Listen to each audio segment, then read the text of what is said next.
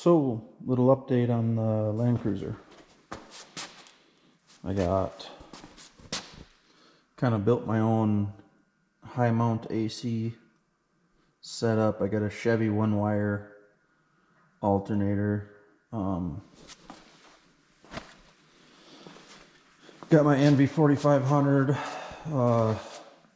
It's got the Toyota cut spline shaft in the back. Yeah, that was fun, but getting everything kind of put together, and it's actually going in this Lexus lx450. So got some of the wiring cut off. I gotta clean a lot of stuff up, but it's getting closer. So just a battle here. This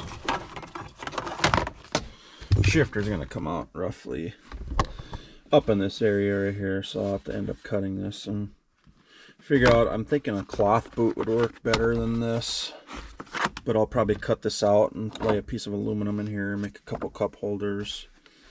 Still got to figure out my transfer case shifter, where that's coming out, and make the brackets for that.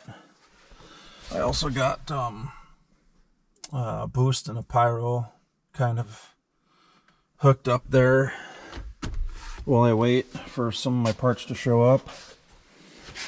But yeah, it's coming along. A lot to do yet, but